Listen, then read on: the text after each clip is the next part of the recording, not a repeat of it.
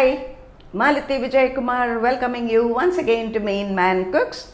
In today's episode, let's see a Aloo Bonda. Let's see the ingredients required. 4 medium potatoes, 2 onions, 5 green chilies, a piece of ginger, coriander leaves, curry leaves. For tempering, a teaspoon of chana dal, urad dal, mustard, hing, salt to taste, half a teaspoon of chili powder, a large pinch of turmeric powder, oil for tempering. For the batter, 1 cup of besan, 1/4 cup rice flour, a large pinch of soda bicarbonate and salt to taste. The potatoes are washed well. We are going to peel them now.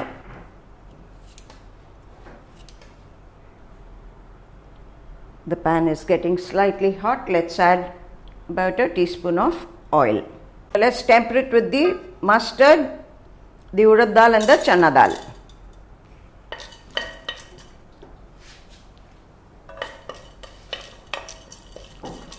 Yeah, it's almost done. We can see the mustard spluttering. You can add the curry leaves. Let's add the finely chopped ginger, the green chilies, and now the onions.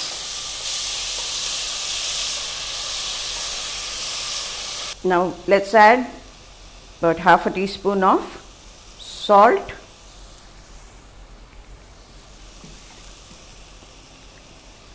a pinch of turmeric powder,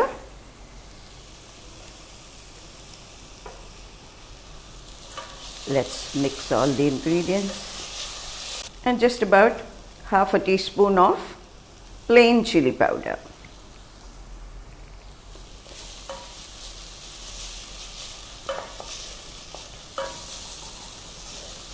Now we'll add the potato pieces and some water.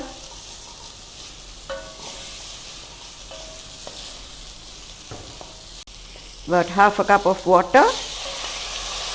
We need the potato nice and soft.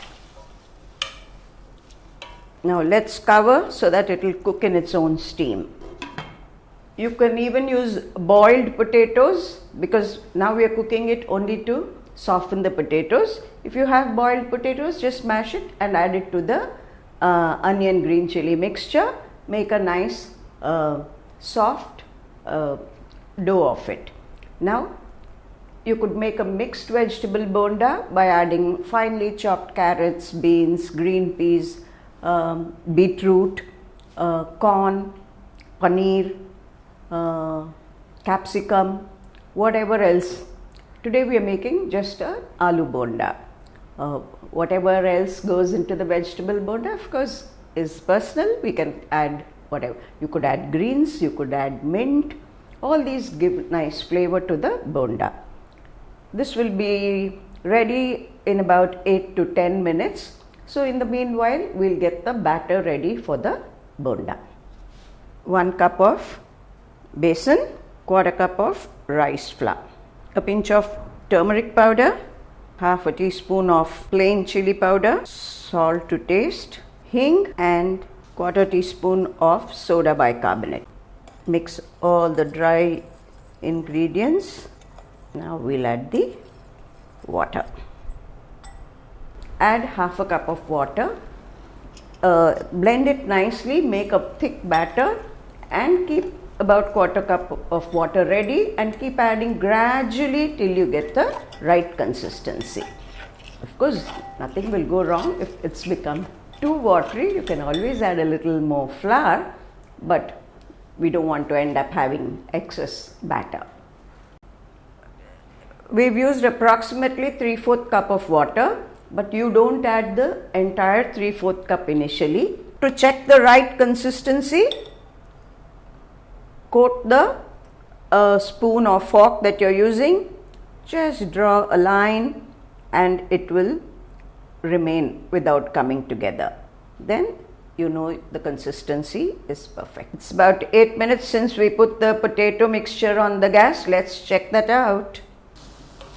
If you have a masher, you can use it to mash the potatoes, because we don't want pieces, we want one nice soft mass. It's cooked, you can see. I'm able to break it with the wooden spoon, but a masher is better. See how nicely it's getting mashed? If it hadn't cooked, we wouldn't be able to mash it. It's done. It's all come together. Even if there's a little moisture, that also will evaporate because the gas is still on. In another minute, I'll switch it off. Once it cools, we can make lemon-sized balls for the bonda. Before making the bonda balls, check the salt and spice. If it's insufficient, naturally add a little more salt. If the spice is insufficient, you could add either pepper powder or chili flakes. The wok is hot, so let's add the oil to fry the bondas. I've transferred the potato mixture onto a plate. I've just oiled my palms a little. Now we'll make equal sized balls. This is an easier way of making equal sized bondas. Grease your fingers, take one portion and just bring it together and form a nice ball. Now we'll make the one with a cheese filling, like a vada with a depression in the center to place the cheese.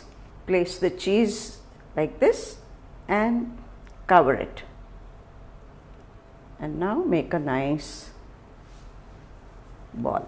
We'll dip this in the batter and drop it in the hot oil. Repeat the procedure with the rest of the potato mixture. Optional to fill it with cheese. You don't want cheese, do without it, no problem. The oil is nice and hot. Let's dip the potato ball in the batter. Now I'm going to drop it in the hot oil. Repeat with the second one. Now let's pour a little hot oil onto the bonda. See that the flame is not too high. Bondas are turning a nice golden brown. Oh my God, it smells lovely. Naturally, deep fried ones, why won't they smell good, taste good? Now let's fry the bondas which have the cheese in them. Gently drop it in the batter. Dip the potato ball in the batter. Coat it nicely on all sides and drop it in the hot oil. I really wish you could get the flavor from this wok. Oh my God. Fry the bondas on medium flame. Don't increase the flame at all. Though the filling is cooked, the whole thing has to fry in oil. On a higher flame, the outer gets burnt very easily and the inside will remain a little uncooked. Let it come to a nice golden brown and then it's ready to be served. Just take a closer look at the color, nice and golden brown. I'm going to choose the bonda which has cheese in it. 1, 2. Oh my God, it's cooled down a little, but I can see the cheese in it, and in goes the bonda. Awesome. The potato filling is awesome. Cheese adds to the taste. Can't help recalling Meen Man's 3rd birthday. He had joined school, and for his birthday we had some of his classmates over. A tiny little girl with 2 nice long plaits called Vilasini enjoyed the bondas. Every time I went to school, she would look at me and recall those good old bondas. Vilasini, God bless you. Very nice. I'm sure this has motivated you to cook. Do try it and give your feedback. For the recipe, click on meenman.com For all your non-veg requirements as well, click on meenman.com and place your orders. Do follow us on FIT, that is Facebook, Instagram and Twitter. I'm sure you enjoyed it as much as I enjoyed showing it to you. Thank you.